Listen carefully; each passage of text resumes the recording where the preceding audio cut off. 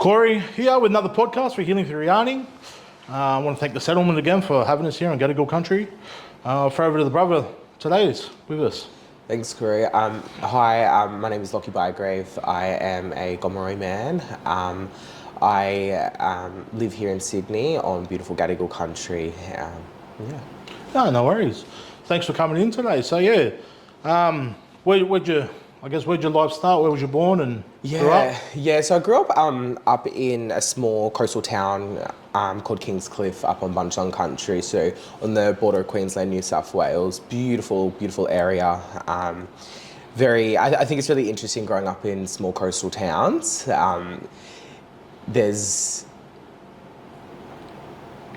Small coastal towns is interesting because there's a lot of, I don't even know what I'm saying now. Sorry about that. I'll start that again. Growing up in a small coastal town as like a queer person, so interesting. I think it's, there's one way of life, and I think in smaller towns in particular, there's not a lot of visibility or exposure. Yep. Being like a queer First Nation man living with a disability as well, like there's not a lot of representation, in particular within community and, the broader society, let alone on, telly and like media and social media and stuff like that. So it was a bit of an interesting journey in that sense, but it was a beautiful area. No, it is beautiful up in Kingscliff. So did you go to school and stuff up there as well? I did. So I did like primary school, did high school up there, did a little stint in Brisbane for a minute and then came back to Kingscliff. And when I finished high school, I actually started social work at the university up on the Gold Coast. Okay.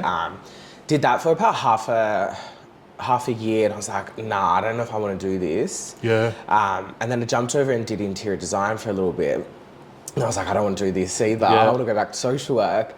And then, I don't know, there's just something about it. I just had like, this urge to get out of that area. So I thought, I'm just going to go to Sydney. Like at the time, I had a really good friend who was doing social work in Sydney. And I thought, I'm just going to get a transfer. I'm going to come up to Sydney. So I did this that program, got into uni, and then, that was my journey to Sydney, I guess, which I think for me was really powerful because I think uni actually, it was a blessing because it was a lifeline that I didn't know I needed. So like growing up in Kingscliff, like, grew up in Houso and like, we know how well that is, where it's quite, explosive at times and, very dynamic and, community dynamics and stuff like that. And, having to kind of mask my identity through that process of, being around everyone and, trying to, I guess, hold this facade of being like a straight male.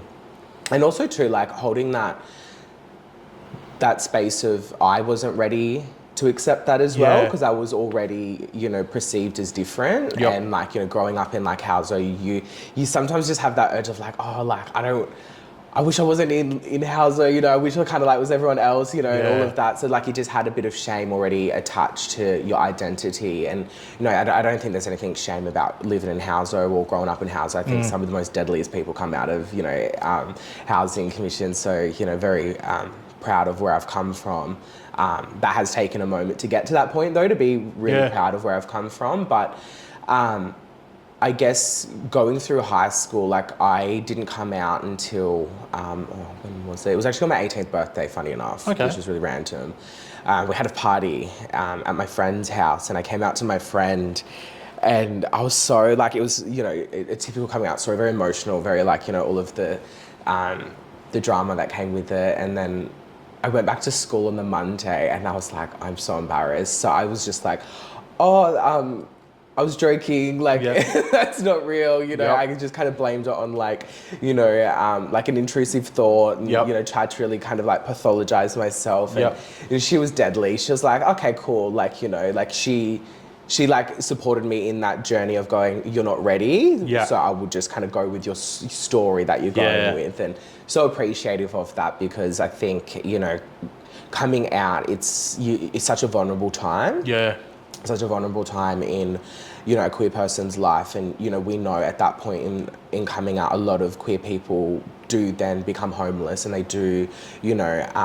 ostracized from communities. 100%, you know, community may not be accepting their family, their broader social circles, you know, so it's a super vulnerable time. So to have a friend that was able to support me through that in a really, like, you know, thoughtful way, so I'm very grateful for that. And I think that process, after I came out at the end of year 12, I then started to kind of come out. Yeah. Just really slowly, just to a couple close people around me, and then like to family. And then I got to this point where I was like, I don't need to come out. Yeah. I was like, if you're not in my life, I don't need to come out to you. So like, I didn't come out to the broader family network, you know what I mean? Because I was like, well, if you're close to me, you would know, like I'm a gay man, you know? And then I really just tried to like switch a narrative in myself of being like, you don't owe anyone, you know, you don't owe anyone a story, or you don't owe anyone the access to you around your intimate personal life. And I thought to myself at this point in time, because I didn't have the words to, you know, articulate it back then, you know, around like what I was kind of coming into my identity. It was a really powerful time, but it was a really vulnerable time. So during that time, like I did have a lot of, you know, depression, and like, you know, I was at one point like was taking some antidepressant medications and stuff like that, because it was really hard to navigate. Yeah. And like holding so much intersectionality in my identity, you know, it was tricky. You know, it was really tricky, because it was like, you know, in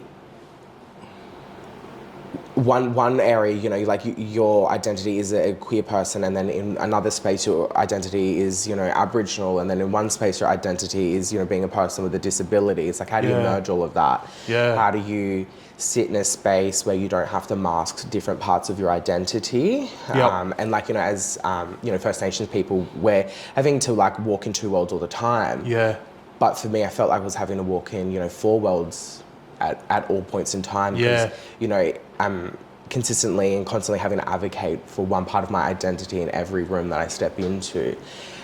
So I think, bit of a tangent there, but like I'm kind of going back to like the journey to come to Sydney, why I say uni was a lifeline, because through all of that process, I was able to step away from this small town and step away from this narrative of, oh, that was the boy who came out after high school, or like, oh, is he or isn't he? You know, like all of these kind of, you know, whispers or whatnot. And, you know, alongside that, there was, you know, lots of layers of other trauma and stuff that, like, you know, I had experienced and whatnot. But this was an opportunity for me to really step into my own and just create my life and be so authentic in it. So uni was a huge lifeline for me, and it was the start of something that I didn't really know that I really needed. Like I knew I needed to get out of there and you know, have a better life, or a different life, I should say. And I'm so grateful for that, you know, and I was not an academic kid at school, you know, like that was hard. You know, I hated it. I just was like, I'll just do year 12 just to kind of do it because I got to do it.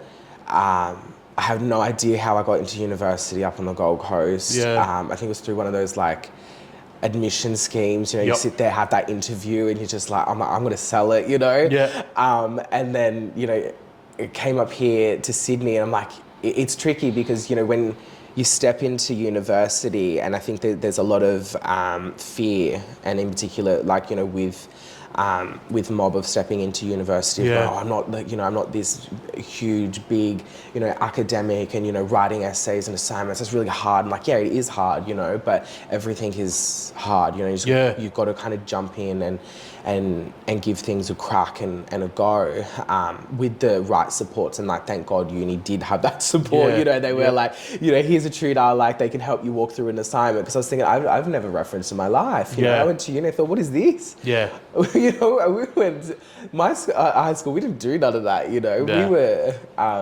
We were mucking up, we were a bit cheeky, you know, but, so it was a huge learning experience. And I think, you know, having that opportunity was great, but having to kind of relearn the way that I understand, you know, like academic content was hard.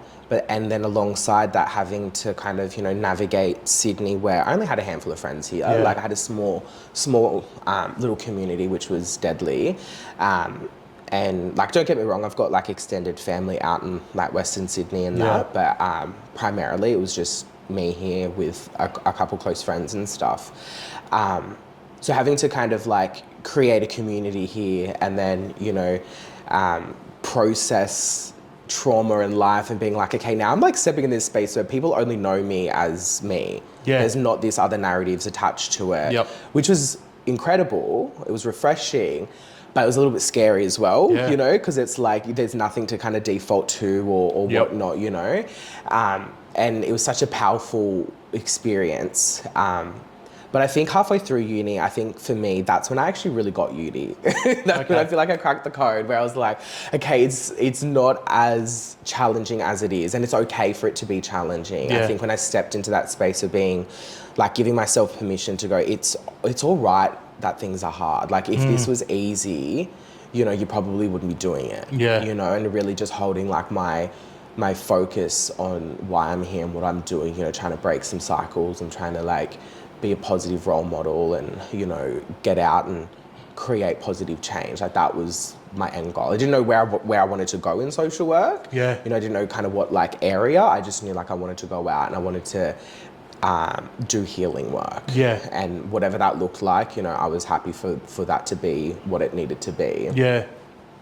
No, it's interesting there, you know, going back what you're saying, it's, you know, the four different worlds, so to speak. It's, you know, working with brothers and sisters are trying to find their own identity through sexuality or a person living with a disability.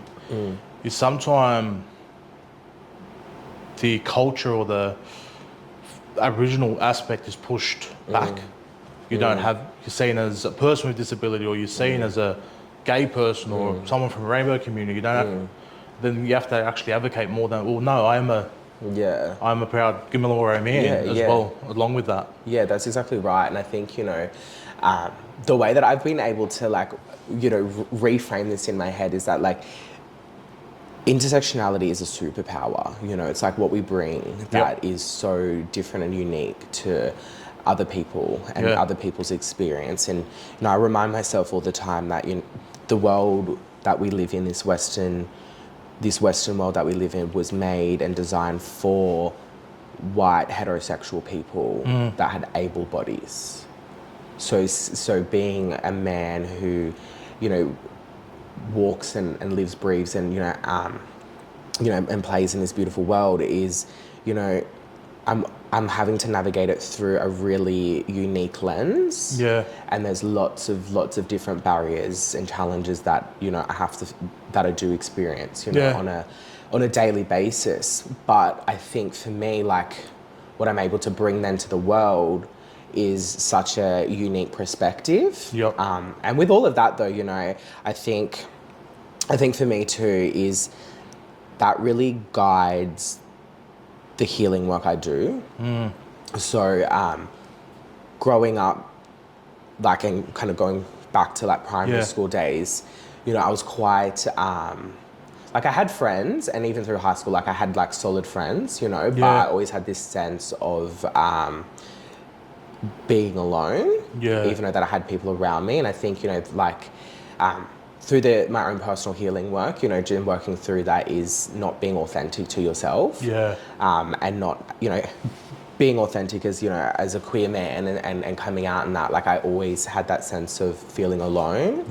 So it's really interesting because one of like my core values is connection and just creating connection for people. Because I think for me, like, you know, if you want a community around you, and a village around you, you have to be a villager. Yeah. Like, you have to be an active member of a community to expect people to show up for you, because you've got to show up for them. And it's like that, you know, that beauty that we do so well as, you know, First Nations people, right? Like, I think that's something we do so well as First Nations people, is just showing up for community in whatever aspect that may look like, you know, and in whatever role that may look like too. I think that's really powerful. But I think through that, you know, healing work I've done on myself, I've been, you know, in the last probably 2 years doing a lot of reflection around, there's not a lot of support out there for queer mob, you know, like our rainbow community.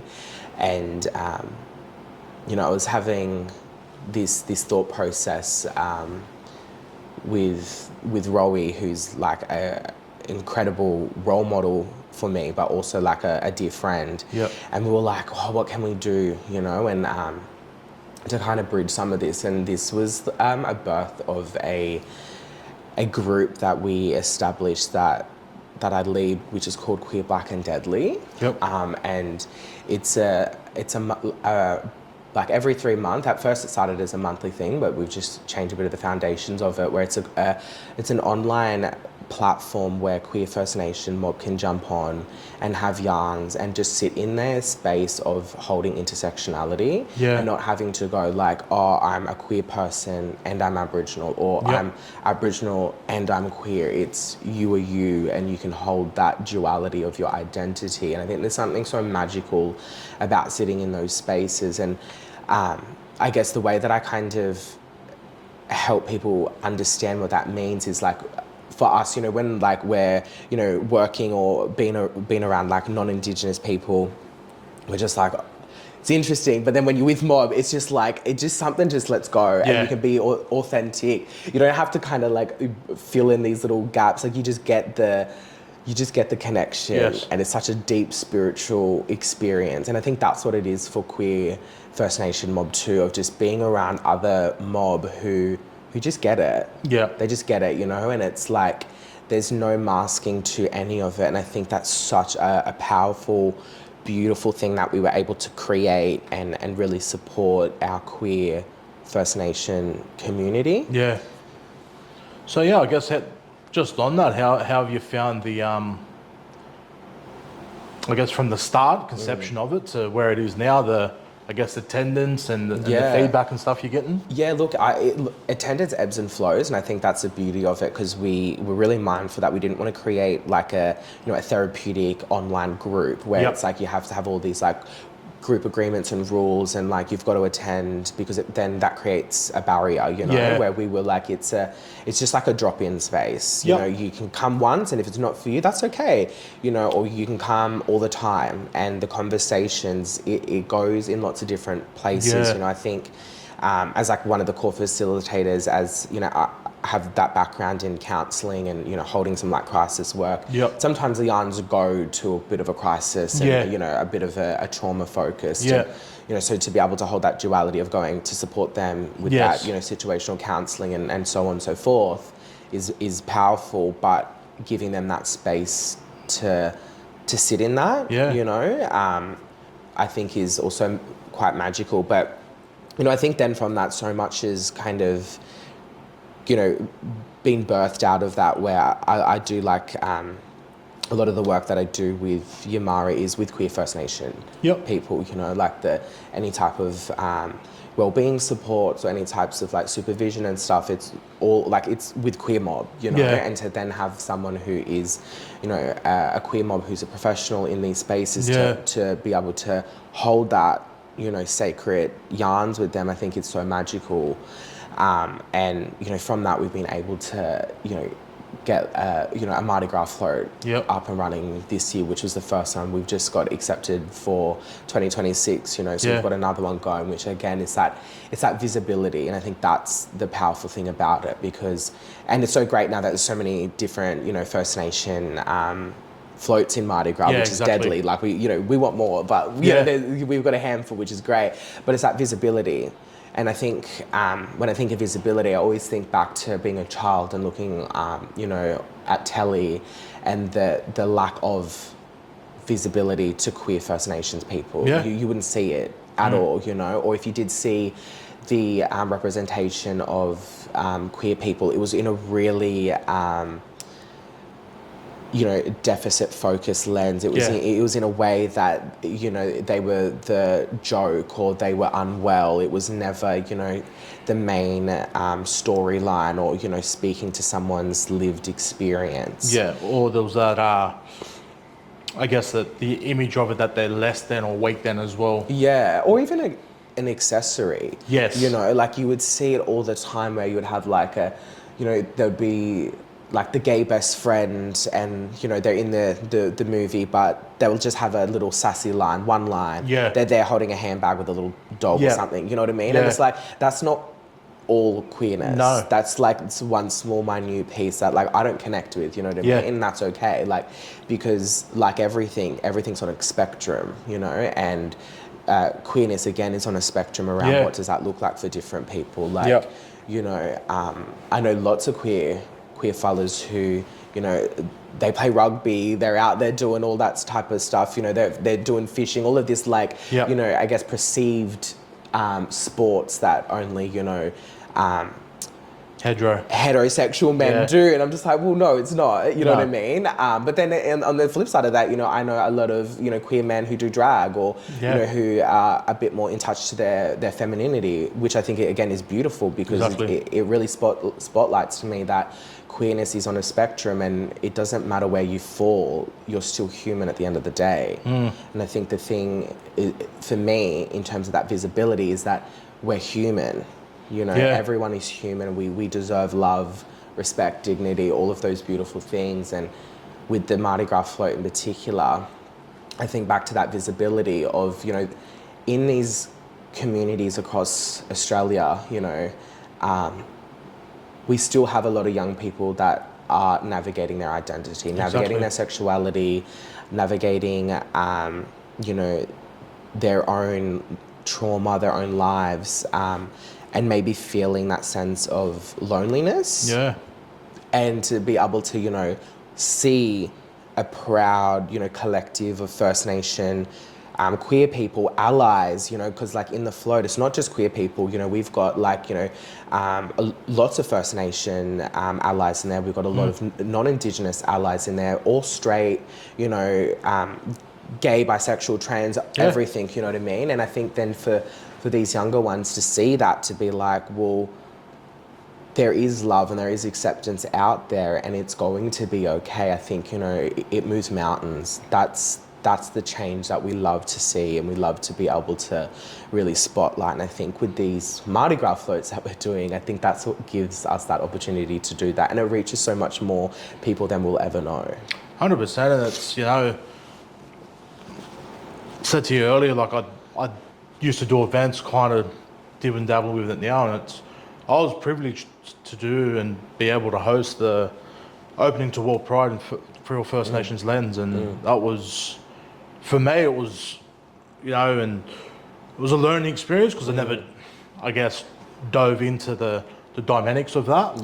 And I'm not going to disclose who the people were, but I remember I was having a conversation with some drag queens, and I didn't realise how sectionality drag queen community was, how there was all these different cliques and stuff like that. So I was very early on, like, I'll get this one. I go like, nah, that one won't work with that one, and that one won't. And I was like, and for me, coming without that lens, is I just thought, I thought they would all get along. I thought they would all come together, but they're like, nah, that sister doesn't work with that sister, and that sister doesn't like that sister. I'm like, how about, okay, I'll give this ball to you, you organise that, because I don't know that. And for me, it was just like, well, and then when I sat back and thought about it, I was like, well, not all blackfellas get along. That's right. You know what I mean? Like, not all Lebos get along, or not all. So for me, I was just like, okay.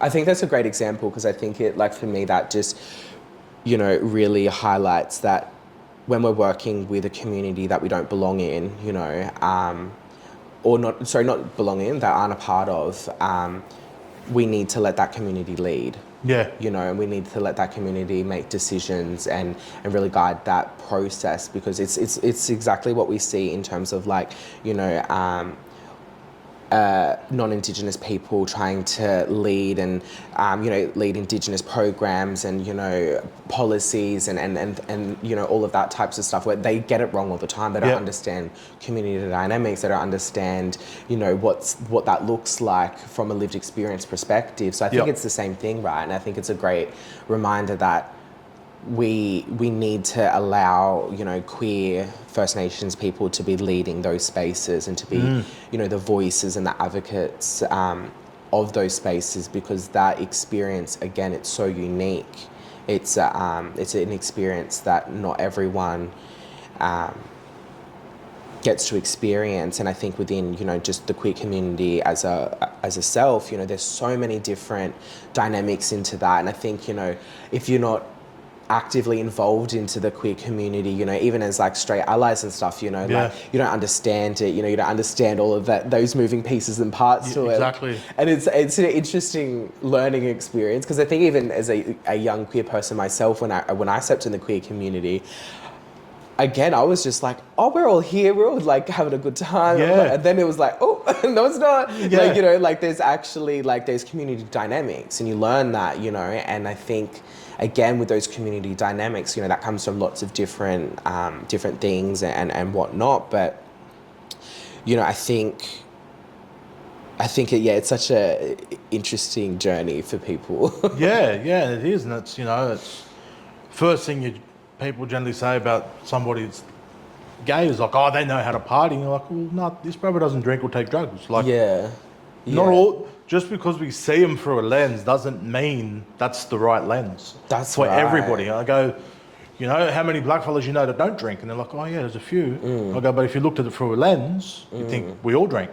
That's right, yeah. Or we all took drugs, or we all sat around on corners. Yeah, that's exactly right. And I think that's a good point too, around like what lens do we actually really view like the community and people through. And I also think, you know, understanding history is really important.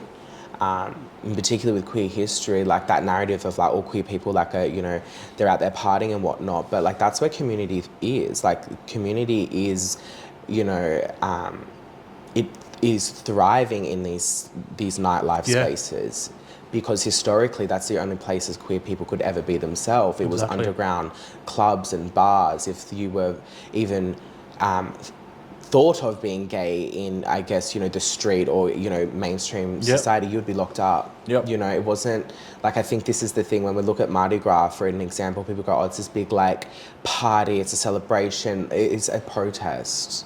Mardi Gras is a protest against police brutality, you know, and all of the injustices that queer people faced, and that still happens today, you know, like, and it's still happening in so many different spaces, you know. And I think, again, like if you're not involved in the community, you may sit in this space of going, oh, like that's just a big like, you know, party, or queer people, they're doing this and, you know, they're just partying or whatnot. It's like, well, actually, no, that's community. People are out there. There's so many people that go out to the bars and see drag shows that don't drink.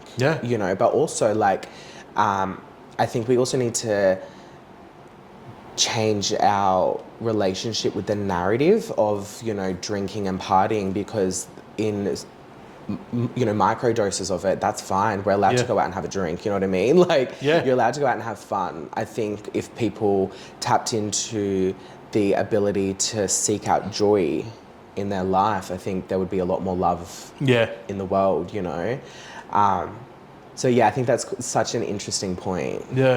So it's, you know, and I guess going into one of your other intersectionalities is, you know, living with a disability. Again, growing up with it, but also in today's society, how's that been for you? Yeah, look, I think that's probably the hardest part of my identity that I struggled with, and I think I still do. Like, there's lots of healing work that I know I need to do with that.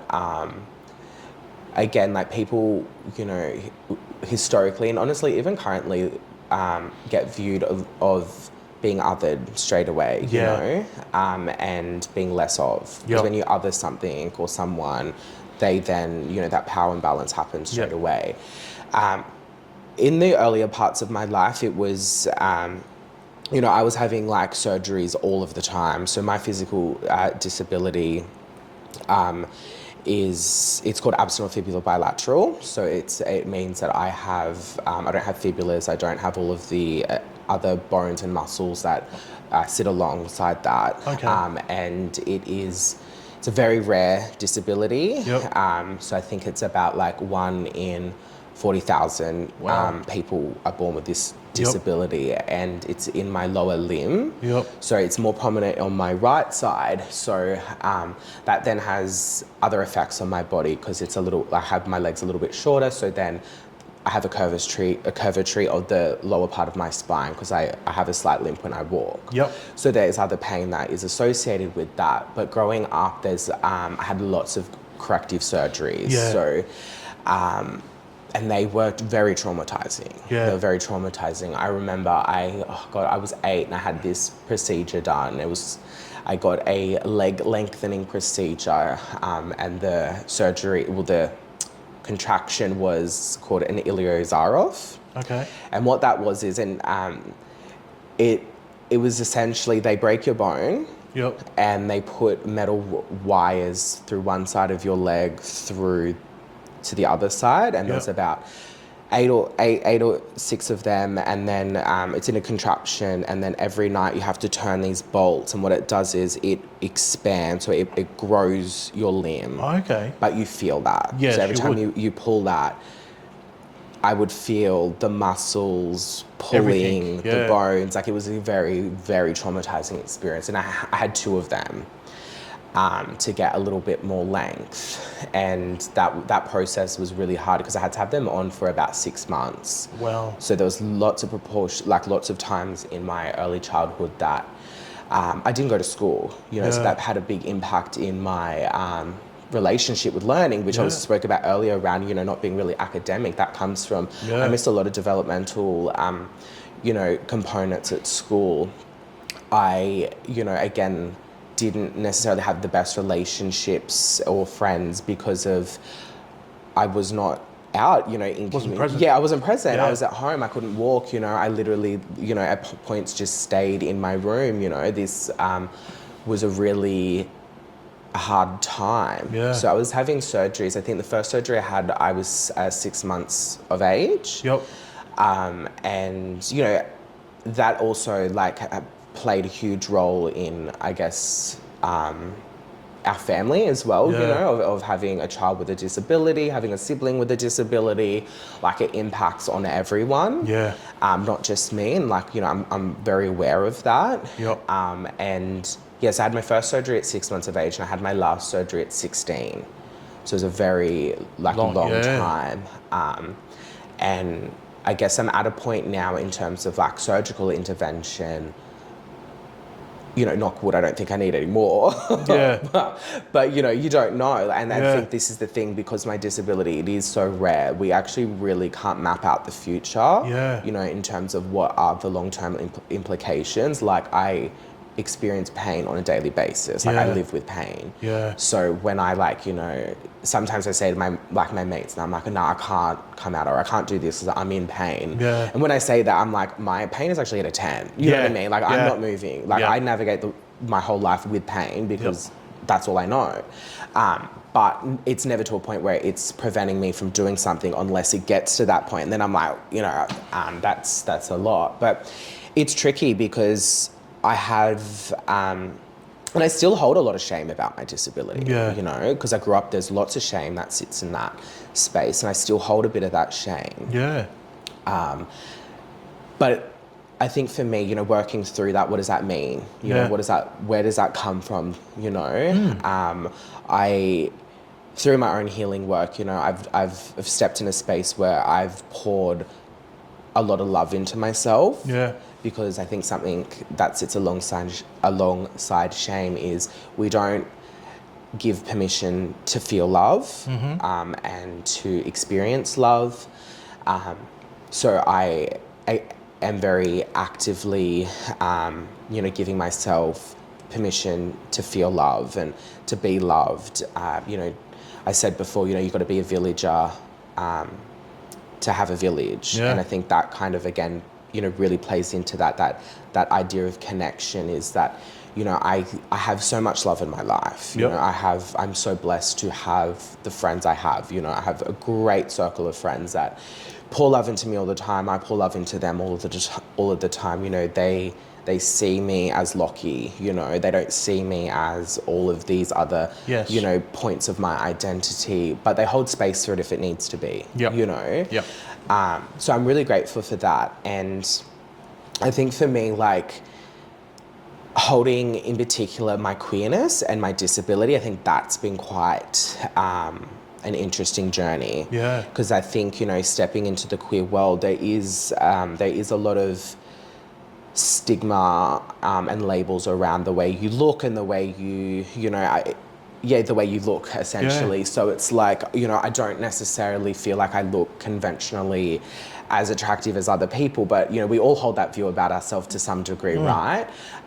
So that has played a lot of, it historically played a lot of influence in the way that I would also show up in community, like in my queer community, because I did hold a lot of shame with that. And I felt like, oh God, like, you know, do I belong here? Like, what does this look like for me? Like, you know, it's so like anxious and just, you know, like, oh my God, like, are people looking at me? Like, what is, you know, like, just, I wasn't in the moment. I wasn't enjoying myself because I was just like, you know, hyper vigilant, just scanning like every space. Yeah. And through my own work, the healing work I've done for myself, you know, I've gotten to a point where, like, I don't care what people think about me, you know, like, at the end of the day, like, I am who I am, you know, and I navigate this world, you know, with pure intentions, and, like, you know, I hope that I'm able to leave, you know, beautiful moments of joy, you know, and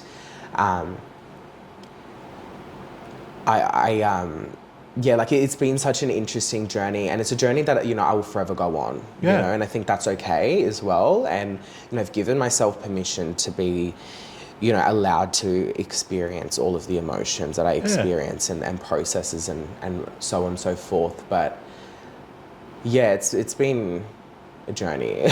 Yeah.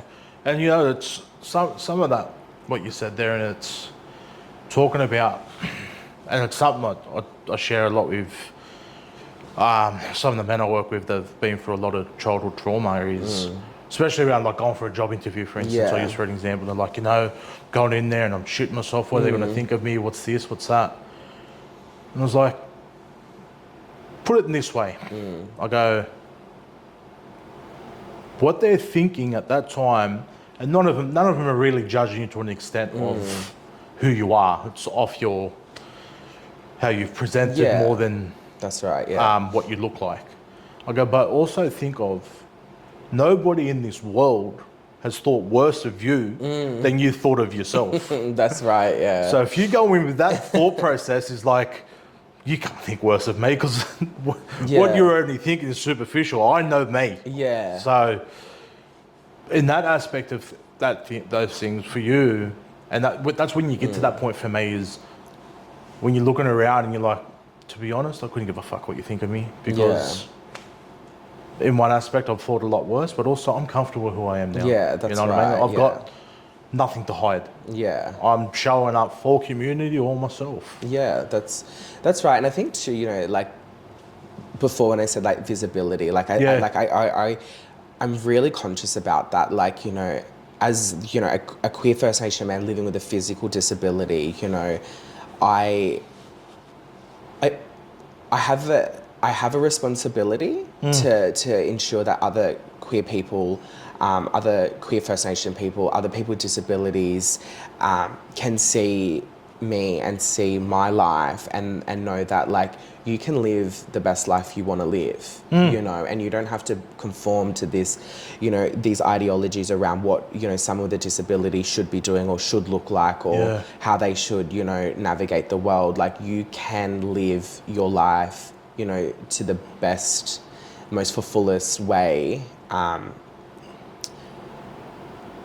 times, you know, and I think that's okay, because, again, breaking that mold, like, you know, like, for me, I think, well, why can't I do that? Or why Yeah. can't I, do what everyone else is doing? I'm going to do it. Yeah. And if I can't do it, well, I'm going to try. You know what I Exactly. mean? Like it is what it is. Like, you know what I mean? Like there's certain things I can't do. Like I'm not going to be like running around or like jumping and things like that. Yep. But, like I'm going to be showing up. Yeah. Because that visibility matters. It's so important because there is, children with disabilities and, they're perhaps experiencing these feelings of, being othered or a sense of not belonging in places or worried around how they're going to be perceived when they're older or what is their quality of life going to look like. And, if they can see older people living very confidently, very proud, with all of these intersectionalities, hopefully that gives them a bit of reassurance that it's going to be okay. Yeah. And I think that in itself is so powerful. It is, and taking away those two things in that, you're taking away that element of shame for people, but you're also showing that it's okay to be different. Yeah, that's right. Yeah. And there's nothing wrong with being different. And, you and I know, and most people know that work in our field, there's no such thing as normal. Yeah, that's right. What is that? Yeah. Yeah, like it's a foreign concept because you tell me what normal is and I'll tell you exactly why that's not normal. That's right. Yeah. Yeah. So, and I guess for me, I share a little bit of the thought process around shame for me is, as in our languages, there's no word for shame. So something was put on our people. So the way I look at shame now is, and I explain it to people that I work with, is it's a controlling word. So we know saying sorry is an action word. You don't believe in somebody until they show their actions of sorry. So for me, shame's a controlling word where it starts to, once we have shame in our life through whatever it is, it could be, our trauma, living with disability, living as a queer man or woman, that it starts to play in other parts of our life where then corporations buy in on it. Where corporation, you go into Woolworths and the shame within you, I don't have enough money to buy the branded thing, but the shame is I don't want to take the black and gold up because what they think of me. Yeah. So once corporations and everything buy into that shame element, that's been pushed on our people, and that's why our people live in that a lot more.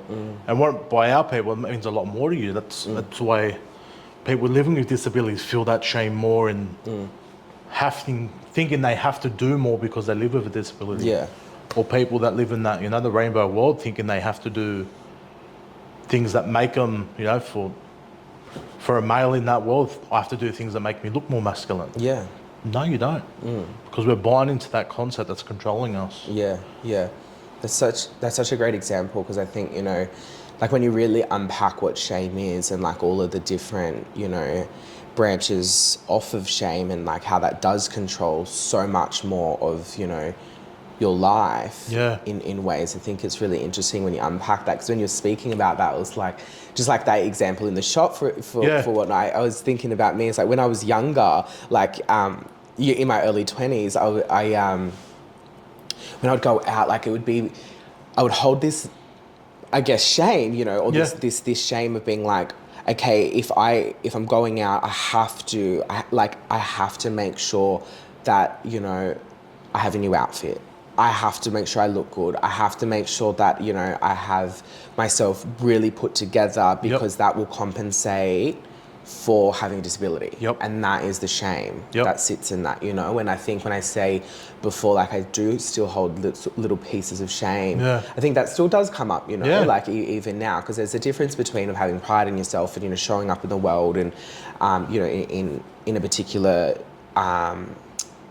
way and with an aesthetic. But I think as well, when I really unpack that even more, I think, that still shows up today. You know what I mean? Where I'm just like, sometimes I'm like, I'm not going out because I don't feel like I've gotten to a point where I can overcompensate having a disability. So I'm like, I'm not going. Where I'm like, well, actually that is such a piece of control over my life, but over my joy, And I think that is something that, you know, I've done a lot of work around. Yeah. And still will do work around. And I think that's something that where, you know, I've come to a point where I've allowed myself to walk through that journey. Yeah. You know, and as we know, right, healing is messy. Healing is beautiful though. And like I always say, like, the messier it is, the more beautiful it is, you know, like it's okay for it to be like that. There's no A to B. And healing is, you know, it's a lifelong journey. Yeah. You know, it's something that we're going to be doing our entire life, and it will look different at different stages, you know. And I think that for me, like, that healing will forever happen, because when I, you know, the older I get, or different spaces I step into, like, I hate summer, you know, for example, because it's hot weather, so that then means you know, everyone's wearing shorts. I will refuse to wear shorts because I have horrific scars. Yeah. Do you know what I mean? And because there is, you know, I am missing particular muscles and that, you know, in particular, my right leg is a bit more skinnier. So, like, I hold lots of shame. I'm like, I don't want people looking at me, you know, so I'm like, oh, I hate summer, you know what I mean? Because it's like, we've got to wear shorts. I won't wear shorts. You know, thank God there's linen pants, you know what I mean, or whatnot. But like, you make that compromise to that. But I think, you know, for me, like, the older I get, the more I'm like, oh, whatever, I don't care. You know, but younger me was horrified when summer was coming around, you know, where I'm like, I'm at a space, so I'm like, yeah, cool, like, there's workarounds, like, it's fine, you know.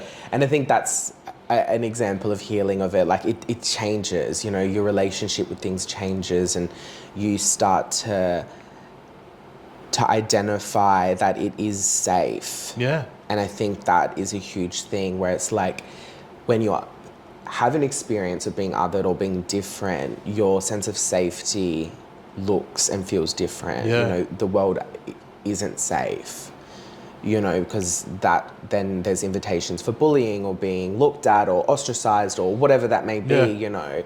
So the older I get, the more I'm realizing, like, in things like that, like, well, no, like, it's okay, because my relationship to that's changed, and my sense of safety has changed in that regard. No, it's some of those, you know, things you touch on there. It's those things of, you know, it's perceiving what people are going to look at, you know, as you touched on, you know, through the operations, the scarring, loss of muscle and stuff like that.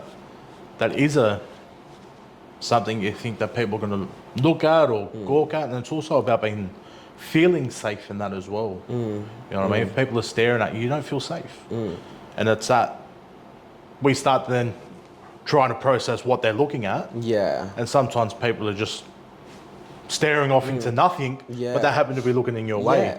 But also too, I think as well, like, it's okay to look. Do you know what I mean? And I think that's where I've gotten to a point where I'm like, it's all right for people to be curious. And to look and go, oh, you know, it's then like, what is the next step of intention, you know? There's a difference of looking versus, like, you know, gawking and kind of like trying to make a mockery or whatnot. But there's also, like, you know, the curiosity if someone said, like, oh, like, you know, and open that conversation up around, like, oh, like, tell me a little bit about, like, your disability, or even, like, say, oh, do you have a disability, or whatever that may be. I think that's okay. Because I think there's also so much, like, stigma around other people not being able to ask questions. And I think it's okay to ask questions, you know, because we're human, we're curious, we want to know things. And sometimes, you know, people are just a bit nosy, and that's okay. Like, you know, they just want to know. That's fine. So I think for me too, like, just, again, you know, changing that relationship with that idea of, you know, yes, people are allowed to look. You know, it's not an attack. Like, it's fine. You know, would I look? Maybe. You know, probably. I'm human, right? So I think, for me, there's lots of, like, really funny learnings that I've done throughout my 20s in particular. I think that my 20s has been such a, like, roller coaster of unlearning and then relearning and then healing, and that whole messy process. And, you know, and then, it's interesting. I guess, you know, talking a little bit about your work and stuff like that, And the work, I guess your 9 to 5 Yeah. job is, you probably come in contact with a lot of young people and stuff that you work in that field. One thing with young people, they're honest. They're going to ask the questions. Oh, 100%, yeah. So, and that's one thing I love about working with young people. It's refreshing because they're honest with you. Yeah, yeah. And it's, over time, the older we get, the more we want to hide stuff or not say stuff. But working with young people, just bang, it's at you. And you're like, okay, that was humbling, but also let's unpack that a bit now. Yeah, that's right. 100%. And I even laugh, like, like, I've got nephews and, like, I work, in spaces where they're, and have worked in spaces with children and that before. And like, they're so honest. And I think it's so beautiful because they're just authentically curious and they're asking, and I think sometimes even for me, like, it's a good refresher to stop and slow down and being like, oh yeah, like, that, like, I probably should talk about my disability a bit more. Like, it's also my responsibility to normalize these conversations, and again, it's that process of, unpacking a bit of that shame, because the more I speak about it is the more I'm able to sit in that space of just accepting that I do have a disability. And I think that, that process of accepting that it's a really long process, and it's a process, again, like healing, that I think for me, and I don't want to speak to other people's experience, but I think that's a process that will be a lifelong experience. There's times when I actually forget I have a disability. And then I'm like, oh, why am I in pain today? Like, and just having that moment to slow down and go, yeah, I probably should plan my week a bit better, know? But that's who I am. I'm just going to go out and I'm just going to live my life to the fullest, because that's also, how I was brought up. Like, my parents, they didn't wrap me up in, bubble wrap or cotton wool. They were like, okay, like, we have a child with a disability. Yes, you need to make some, changes, but we're still going to raise this child like his siblings, and I'm still going to be playing with, all my cousins and, all my other friends and stuff, So I was, for me, like, I think it was interesting. I was like that acceptance of, oh, I've got a disability, because for me, it was just, I'm Locky, and then, I'm very grateful that my parents, they raised me like that. They raised me as Locky, and not as wrapped up in bubble wrap of being like, you can't do this, you can't do that. Like, the world's a scary place. Whereas, like, be cautious. But give it a go. Have a crack. Like, can I ride a bike? Yeah, younger, sure. Like, I don't know. And I think for me, like, it was, there was points where I couldn't walk, or I had to have, like, particular, like, crutches all the time or things like that. So I remember, like, the doctors were like, oh, I don't know, like, what his, capacity is going to be like to walk, and then, my parents were like, oh, no, I think he'll be fine, like, and then they just helped me walk, and then off you go. You know what I mean? And that's obviously not the case for everyone, but the point of that is that from a young age, my parents were able to go, we're going to let you drive your shit. You know, we're going to let you be the director of your life, and if you can't do certain things, that's okay. We can make the changes to it, but also we're not going to stop you from having opportunities because you have a disability. Exactly. And we're not going to allow our fear or our worries or societal views and expectations influence your life. So I'm really grateful for that. No, it's beautiful that they, that they had the strength within themselves to do that too. Oh, 100%, I just know for myself, having a child of my own, and it's, at the moment, living a great toddler's life, but he falls over, I'm straight there to pick him up, but then added an extra layer,